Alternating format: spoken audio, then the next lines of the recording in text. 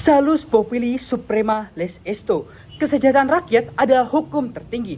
Kesejahteraan tidak dapat dicapai dengan cara yang terburu-buru karena pembangunan infrastruktur tanpa percepatan berlebihan dapat tetap berjalan, bahkan lebih menjamin keadilan sosial serta kelestarian lingkungan. Artinya, percepatan bukanlah solusi mutlak. Assalamualaikum warahmatullahi wabarakatuh. Rifado Anjas, pembicara ke-1, Nabila Lima, pembicara kedua, Virgiana Afif, pembicara ketiga. Dewan juri yang terhormat, tim pro sering menjadikan percepatan sebagai simbol kemajuan. Faktanya pembangunan yang cepat tanpa keadilan hanya menghasilkan proyek mangkrak, kerusakan ekologis, dan ketidakpercayaan masyarakat. Ketika pembangunan dipaksakan untuk dipercepat, masalah besar akan terus muncul. Dewan juri, mosi ini lahir dari percepatan pembangunan infrastruktur di Indonesia yang akhir-akhir ini justru menimbulkan persoalan serius dengan mengorbankan hak rakyat dan merusak lingkungan. Contoh kasus Rempang Eco City di Batam, di mana proyek strategis nasional dijalankan secara tergesa-gesa sehingga mengabaikan kajian analisis dampak lingkungan. Hal serupa terjadi pada proyek Ibu Kota Nusantara, di mana ribuan hektar hutan harus ditebang demi percepatan pembangunan. Padahal kawasan tersebut merupakan habitat satwa endemik sekaligus tanah masyarakat Dayak.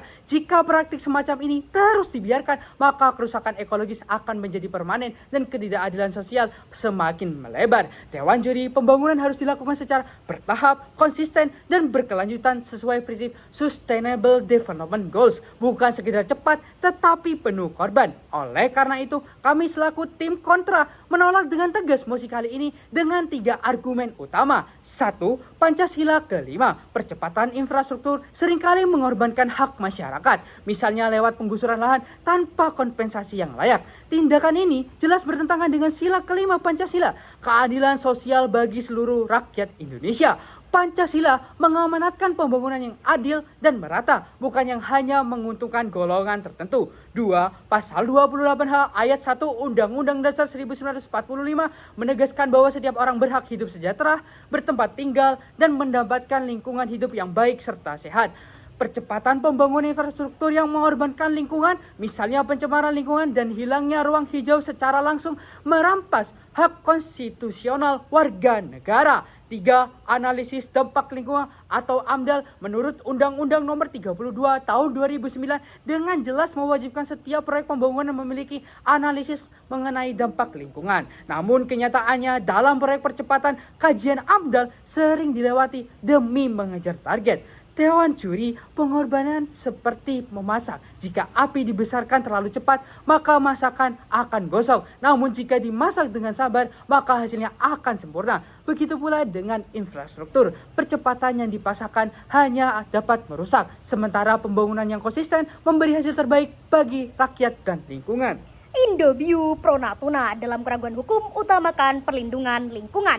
Dewan juri yang saya hormati, saya sebagai pembicara kedua akan menyampaikan argumentasi dari segi yuridis dan teoritis mengapa dalam sistem keraguan hukum keputusan harus berpihak pada perlindungan lingkungan. Pertama, mari kita lihat dari aspek hukum dan keadilan sosial. Undang-Undang Nomor 39 Tahun 1999 menegaskan bahwa hak atas pembangunan harus berjalan seimbang dengan hak atas lingkungan hidup yang baik. Pun diperkuat pada pasal 1 ayat 2 Undang-Undang Nomor 12 Tahun 2012 bahwa pengadaan tanah harus dilakukan dengan memberikan ganti rugi yang layak dan adil kepada pihak yang berhak. Namun realitanya dalam banyak proyek percepatan pembangunan, masyarakat lokal justru menjadi korban. Pembebasan lahan dilakukan secara sepihak, bahkan disertai intimidasi, kriminalisasi, dan kekerasan. Kasus konflik agraria yang merugikan masyarakat dan petani kecil menunjukkan bahwa percepatan pembangunan yang tidak mempertimbangkan keadilan justru menciptakan ketimpangan struktural. Selain itu, adanya praktik korupsi dalam proyek infrastruktur menunjukkan bahwa percepatan pembangunan tanpa pengawasan lingkungan yang ketat justru akan membuka celah bagi penyalahgunaan wewenang yang pada akhirnya akan merugikan masyarakat dan ekosistem. Kedua, mari kita kaji dari segi peraturan lingkungan hidup. Undang-Undang Nomor 32 Tahun 2009 mewajibkan setiap usaha atau kegiatan yang berdampak besar terhadap lingkungan untuk melakukan analisis mengenai dampak lingkungan atau AMDAL serta mendapatkan izin lingkungan. AMDAL adalah instrumen pencegahan, bukan sekedar formalitas.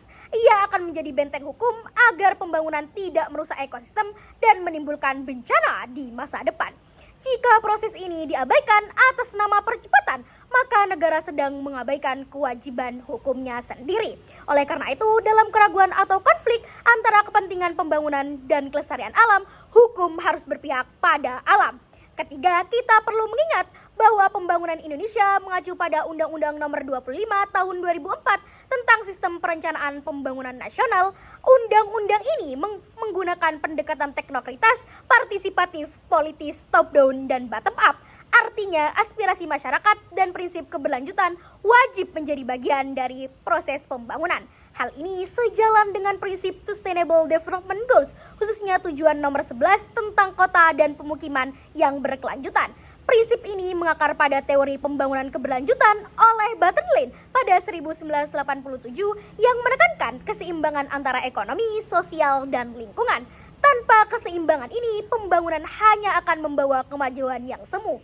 Dewan Juri yang saya hormati, percepatan pembangunan infrastruktur tanpa memperhatikan lingkungan dan hak masyarakat ibarat tanaman bonsai. Ia memang tampak indah dan cepat dibentuk sesuai keinginan, tetapi pertumbuhannya terhambat, rapuh, dan tidak pernah mencapai potensi alaminya. Demikian pula pembangunan yang mengabaikan lingkungan, meski terlihat megah dalam waktu singkat, sesungguhnya rapuh, merusak, dan merugikan baik generasi sekarang maupun generasi yang akan datang. Oleh karena itu, ketika terjadi keraguan hukum, putusan harus berpihak pada perlindungan lingkungan demi keadilan sosial, keberlanjutan, dan masa depan kita bersama. Terima kasih. Audiatur et al. Terapars, dengar juga pihak lain untuk memberikan ruang dalam penyampaian aspirasi. Pembangunan infrastruktur tidak harus terburu-buru. Pembangunan sejati bukan hanya cepat, tetapi adil, berkelanjutan, dan partisipatif. Tim Pro tetap berpegang teguh pada argumentasinya. Namun kenyataannya, percepatan sering menimbulkan dampak yang merugikan bagi lingkungan dan tidak bersifat mutlak. Hari ini, saya sebagai pembicara ketiga akan menunjukkan bahwa pembangunan bertahap, berbasis hukum, dan ramah lingkungan tetap bisa efektif, adil, aman, dan lestari bagi masyarakat dan alam. Dewan Juri yang terhormat, Tim Pro mengklaim percepatan sebagai simbol kemajuan dan efisiensi. Kami sebagai tim kontra menolak pendapat dari Tim Pro karena yang pertama, percepatan pembangunan seringkali kerap merugikan. Contohnya proyek yang terburu-buru menimbulkan konflik sosial dan kerusakan lingkungan, seperti proyek Jadi Gede, Bandara Internasional Jakarta, dan Ibu Kota Nusantara, yang menimbulkan banyaknya polemik. Yang kedua, efisiensi jangka pendek mengorbankan hak rakyat. Percepatan ini menimbulkan biaya sosial dan ekologis jangka panjang. Maka kami dari tim kontra menawarkan penyelesaian permasalahan dengan konsep NETA, Nemetra, teknologi, tahapan sistematis, serta aksi ekonomi sirkular. Pertama, Nemetra, negosiasi, mediasi, dan arbitrase. Dengan adanya negosiasi akan menjadi penting sebagai mekanisme penyelesaian permasalahan sejak awal. Mediasi, potensi konflik dapat ditekan, sementara adanya arbitrase memastikan warga mendapatkan ganti rugi yang layak, serta jaminan atas hak sosial dan ekonomi mereka. Dengan demikian, pembangunan tidak hanya berorientasi pada fisik, tetapi juga pada keadilan sosial. Kedua, teknologi ramah lingkungan. Teknologi ramah lingkungan menjadi sebuah keharusan agar pembangunan tidak merusak ekosistem. Pembangunan material berkelanjutan dan konsep green city dapat menjaga kelestarian ekosistem. Hal ini membuktikan bahwa pembangunan tetap bisa maju tanpa mengorbankan alam. Ketiga, pembangunan bertahap dan sistematis, berlandaskan dengan kajian amdal yang komprehensif serta partisipasi masyarakat. Dengan ini, lingkungan tempat tinggal masyarakat tetap terlindungi dan potensi kerusakan lingkungan dapat diminimalkan sejak adanya tahap perencanaan. Keempat, aksi ekonomi sirkular. Aksi ini menekankan pada penggunaan produk berbasis daur ulang dari limbah serta memaksimalkan sumber daya yang ada. Contohnya pada proyek pembangunan Jalan Trans Sumatera, ruas Pekanbaru sampai Padang. Dengan mengintegrasikan Nemetra, teknologi hijau, pembangunan bertahap, dan aksi ekonomi sirkular, pembangunan infrastruktur dapat dijalankan secara optimal tanpa mengorbankan hak masyarakat, kelestarian lingkungan, dan keadilan sosial. Kesimpulannya dari Dewan Juri, percepatan bukanlah solusi mutlak. Percepatan bukanlah sebagai simbol kemajuan, karena sering menimbulkan konflik, merugikan masyarakat, dan merusak lingkungan. Pembangunan yang bertahap, adil, berkelanjutan, dan partisipatif ibarat kupu-kupu dalam kepompong. Ia memerlukan waktu, kesabaran, dan proses yang matang untuk bisa terbang dengan indah. Memaksakan percepatan sama saja dengan merusak proses alami itu dan mengorbankan masa depan kita. Kami menolak mosi ini dengan tegas, karena kemajuan sejati lahir dari kebijaksanaan, bukan dari percepatan. Mari kita bangun masa depan yang berkelanjutan, adil, dan bermanfaat bagi seluruh masyarakat, bukan sekedar cepat. Kami, tim AB Nasution, siap menuju Grand Final.